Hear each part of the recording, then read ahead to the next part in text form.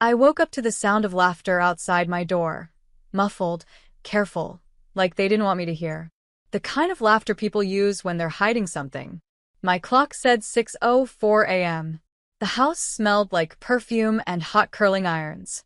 Suitcases rolled across the hallway. For a second, I thought I was dreaming. Then I heard my sister's voice.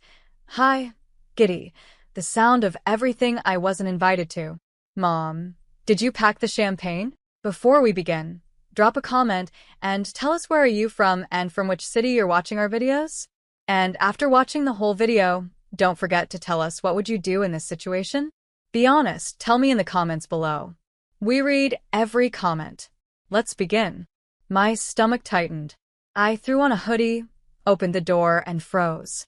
Down the hallway, my mom stood in her pink robe, talking to the driver who was loading bags into a black SUV.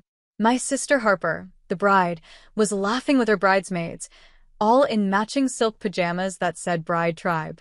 Mom, I said, voice still half asleep. What's happening? Where's everyone going? She jumped a little, like she hadn't expected me to wake up. Then she smiled, that guilty, polite smile that always came before she lied. Oh, honey, you're up. We're just heading to the Grandstone Hotel for the family stay before the wedding. The family stay? I repeated. And what am I? There was silence. Just the sound of a zipper closing and a door shutting. My mother sighed. Emily, it's only for the immediate family and the wedding party. You know how stressful this weekend is going to be. We thought it'd be better if you rested here. I stared at her. I'm your daughter, her sister. What could possibly make sense about leaving me behind? She stepped closer, lowering her voice like she was comforting a child. Let's not do this now. You've always had a different energy, sweetheart. You tend to make things heavier. I don't want drama before your sister's big day. That's when I noticed something in her hand, a small white sign. She hung it on my doorknob without meeting my eyes. Do not disturb. I don't know what broke me more, the words or how normal she made it look. By the time I reached the window, the SUV's taillights were already fading down the street. Harper's voice carried through the open trunk. Make sure my dress doesn't wrinkle. Followed by laughter. They left me. My mother, my sister, all of them. And they made sure I couldn't even say goodbye. For a long moment, I just stood there, barefoot on the cold hardwood floor, staring at the empty driveway. My hands were shaking, but not from sadness. Something colder was building under my ribs, quiet, focused, sharp. I looked at that do not disturb sign and whispered to myself, fine, you didn't want me there, but you'll see me anyway. A slow, calm smile crept onto my face. Not as the girl you left behind, but as the woman you never saw coming. By the time the morning sun burned through the blinds, my tears had dried. I wasn't sad anymore. Just awake, wide awake, in a way I hadn't been in years. The mirror across the room showed a woman I barely recognized. Messy hair, puffy eyes, hoodie hanging off one shoulder. But behind that reflection, something new glimmered, something like steel. I walked to my closet, pulled out the gray box at the back, and opened it. Inside were the things I'd buried along with my old self, a navy blue blazer, my work ID from Whitaker Innovations, and a silver card embossed with my name, Emily Rose Whitaker, co-founder. That name wasn't just decoration. It was the proof that I'd built a life no one in my family had ever cared to ask about. They still thought I was struggling to find direction, the same girl who'd once worked part-time at a diner while Harper got designer internships through mom's friends. What they didn't know was that I'd worked under Daniel Whitaker for 3 years, helped him rebuild his company from the ground up, and when he retired, he left me half his empire. So when they said family only, I laughed. Because tomorrow, when Harper said, I do, in her designer gown and mom smiled proudly from the front row, I'd be sitting in the same hotel ballroom, but not as who they remembered. I spent the next few hours preparing. My old self wouldn't show up in a hoodie. She'd walk in like thunder wrapped in silk. By noon, I was at the boutique downtown, the one with glass doors and quiet jazz humming inside. The sales associate's eyes widened when I stepped in. Ms. Whitaker? She asked. We haven't seen you in months. I need something for a wedding, I said simply. Something that doesn't apologize for showing up.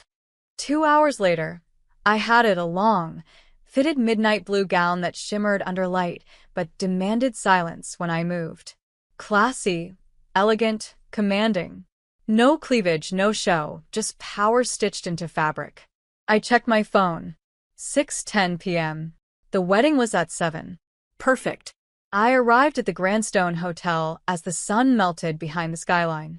The building glowed gold, tall and expensive, the kind of place my mother used to say wasn't for our kind. I stepped out of the car, heels clicking on marble, head high. Inside, chandeliers burned bright like daylight. Guests in tuxedos and gowns laughed, took pictures, sipped champagne. And at the far end of the room, there they were, my mother, her hair pinned into perfection, laughing with Harper, who looked every bit the princess in white lace. For a moment, the air in my lungs turned to stone. Seeing them so happy after deliberately locking me out hit hard. But then Harper turned, her smile faltering as she saw me. "Emily," she said, disbelief dripping from her voice. "What are you doing here?" Every head nearby turned. I smiled calmly. "I'm just here to congratulate my family," I said, voice steady but carrying through the room. "After all, it's not every day your sister gets married." Mom's lips tightened. "We didn't think you'd come." "Of course not," I said softly, stepping closer. "You made sure of that, remember? The sign? Do not disturb?" A few guests murmured. Harper shifted uncomfortably, glancing at her friends. "Emily, please don't make a scene." "Relax," I said, still smiling. "I'm not here to ruin your perfect day." Before she could respond, a voice came from behind me. "Mrs. Whitaker, we've prepared your table in the front row." Every jaw around us dropped. Mom's eyes widened. "Mrs. Who?" I turned slightly, meeting the event coordinator's gaze. "Thank you, Ava," I said warmly. The woman nodded, then turned to the guests. "This is Mrs. Emily Whitaker, one of the major sponsors of tonight's event." Gasps. Whispers. Even Harper's groom, Colton, blinked like he'd seen a ghost. "Wait," Mom stammered. "You're—" I leaned in, lowering my voice. "Not the girl you left sleeping this morning." She didn't answer. She didn't have to. Her silence said everything. The rest of the night moved in slow motion. I watched Harper walk down the aisle, glowing under chandeliers that I had unknowingly helped pay for. My company had sponsored the hotel's new conference wing, the very one this wedding was using. The irony wasn't lost on me. When the ceremony ended, I stayed quiet, polite, composed. But during the reception, when it was time for speeches, the microphone found its way into my hand. "Hi, everyone," I began, my voice calm, collected. "I'm Emily, the sister who wasn't on the guest list this morning." A few laughs of discomfort rippled through the crowd. Harper froze, her smile glued in place. "But I'm here now," I continued, "because sometimes life has a funny way of giving back what others try to take away. I may not have been invited, but I'm grateful, because being left behind pushed me to become who I am today." I glanced at Mom, the kind of woman who doesn't need a family's permission to belong. The room fell quiet. For the first time, my mother looked small. Harper stared at her hands. I smiled gently. I wish my sister and her husband happiness, loyalty, and courage, especially the courage to never make someone feel invisible.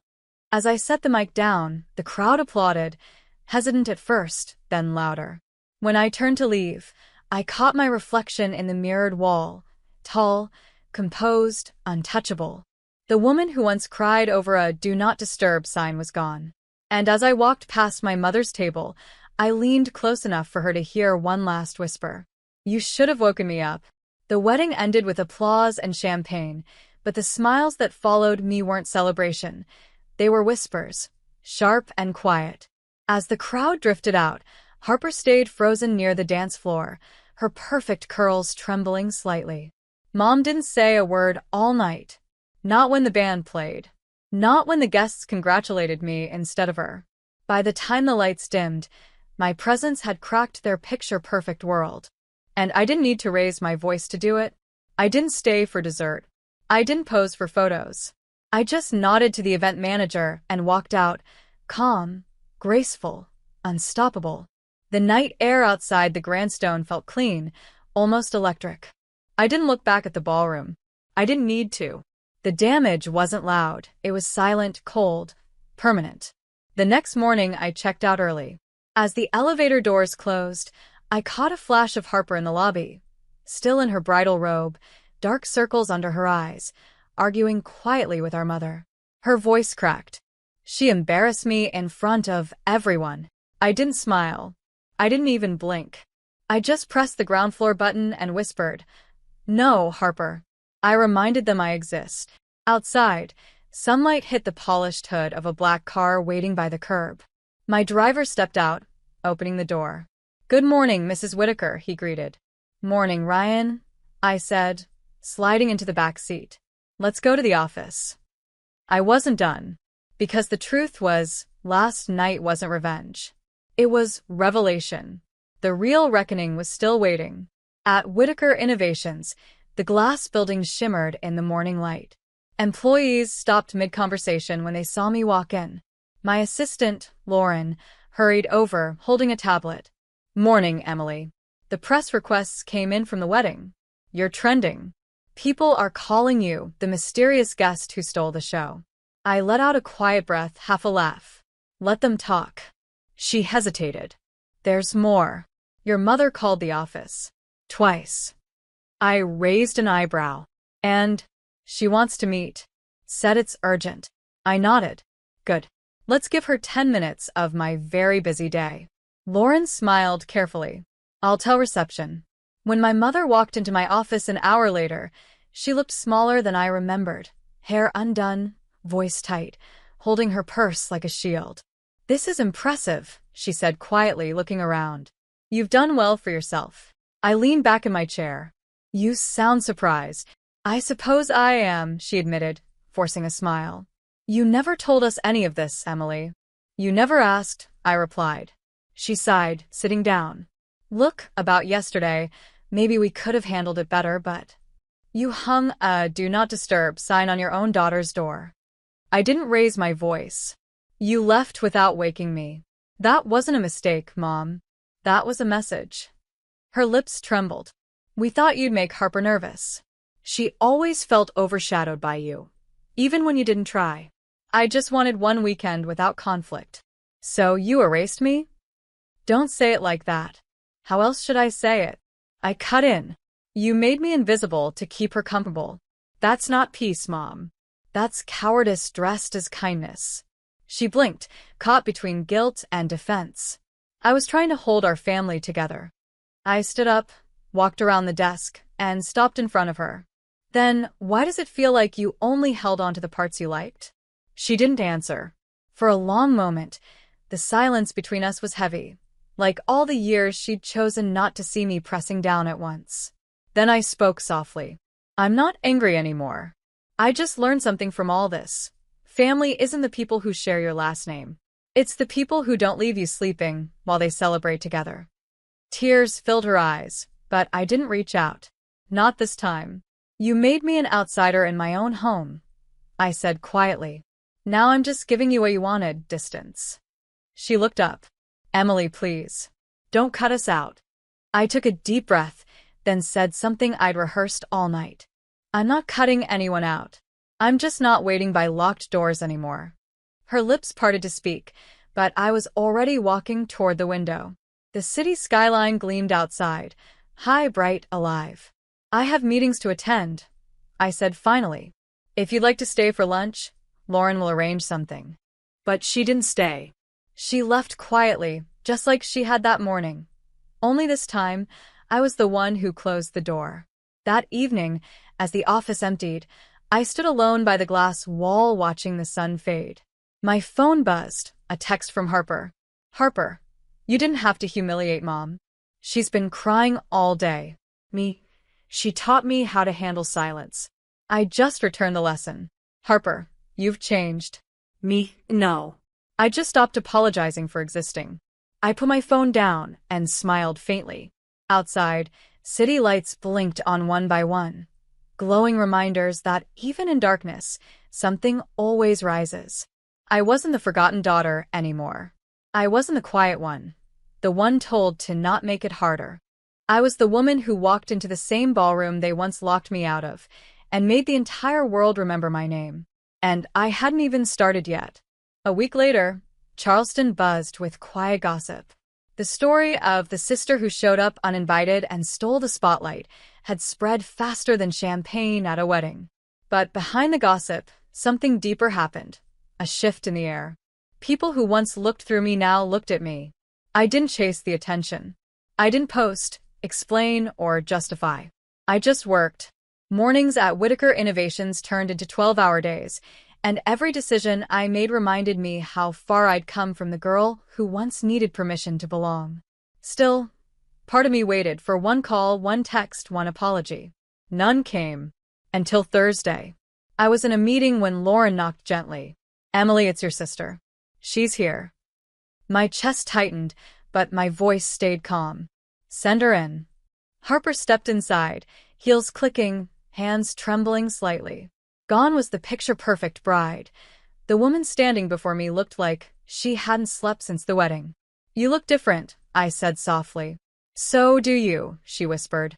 "Everyone's been talking about you. Mom hasn't stopped crying." I sighed. Crying because she's sorry? Or crying because people finally saw the truth? She flinched. "You think you're the only one who got hurt? I wanted you there, I begged Mom to invite you." "Then why didn't you?" Her voice cracked. "Because she said you'd ruin everything." And I believed her. The room went still. The city noise outside faded until all I could hear was the pulse in my chest. I stood, walked to the window, and looked down at the streets below. "You know what's funny, Harper? You always said I was dramatic. But when you and Mom left me behind, that was the most dramatic thing you could have done. You turned your own sister into a ghost." She swallowed hard. "I didn't mean to." "I know. I cut in. But you did. And that's the difference between intent and impact. You didn't mean to, but you did it anyway because it was easier than standing up for me." Her lip trembled. "What do you want me to say?" "Nothing," I said quietly, turning back to her. "Just learn from it.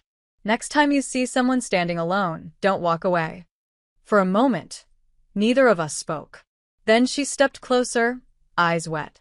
"Can we start over?" I studied her face, the one that once carried all the praise I was denied, and for the first time, I didn't feel envy. Just peace. "I already did," I said simply. "I started over the day you left without waking me." She nodded slowly, understanding what I meant. That forgiveness didn't mean returning to the same table. It meant building my own. When she left, I didn't feel triumph. I felt clarity.